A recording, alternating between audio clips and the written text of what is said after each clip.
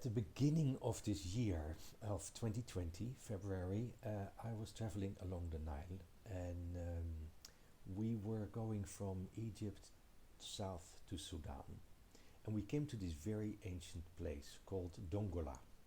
And in Dongola, there is like a hill of mud. And we found out that it was an old place where they looked at the stars, a sort of planetarium. Um, and while standing there, we tuned in and we felt that there was a message in the stars, like the old kings and the old magicians looked at the stars and got their message, and we also felt this message. And the message was very clear. It said there is a great conjunction coming, and this great conjunction will be a portal, will be a big moment of change. So later on, I found out that there is a planetary constellation called the Great Conjunction, and that's on December 21st. It's Jupiter and Saturn coming together in the sky. They will form one big star, actually.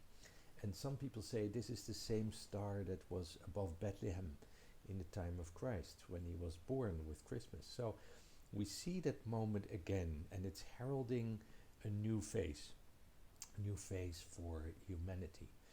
Now, what we also got as a message was that at this December 21st, the world needs to stand still.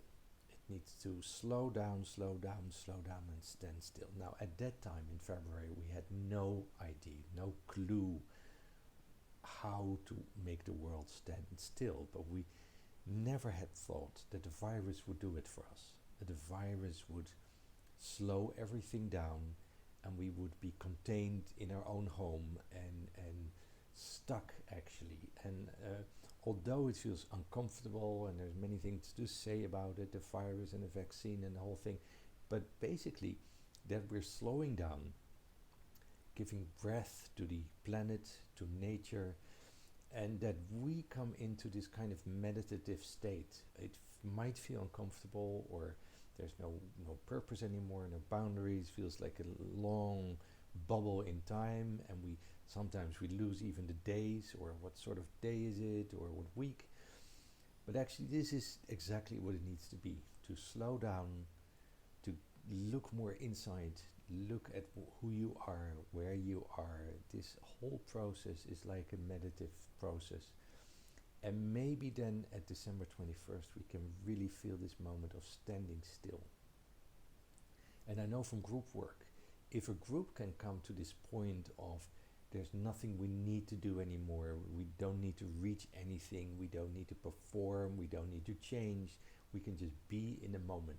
We can just be and enjoy each other's presence, or feel the silence, because that silence is magical. Within that silence, something new can be born. I think that's the magic of December 21st, is that we're all feeling this magic of something new is coming, and that the old world that we're looking at and we see where it doesn't work, where we've ruined it, or every organization or every movement that still wants to perform and say, oh, we need to do this and this and this to, it's all the old way of doing things, and we can't go on doing the old way of doing things, because that is what ruining us.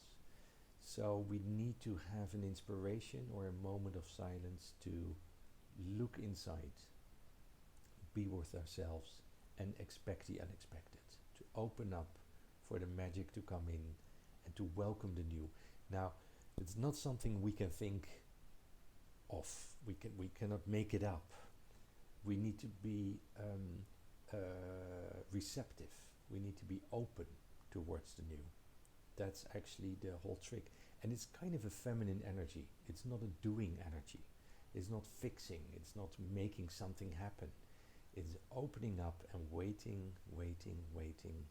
And then at some point you will feel, this is where the new comes in. And this is what I am bringing to that, or what I am asked for. What is my mission? What is called of me to do?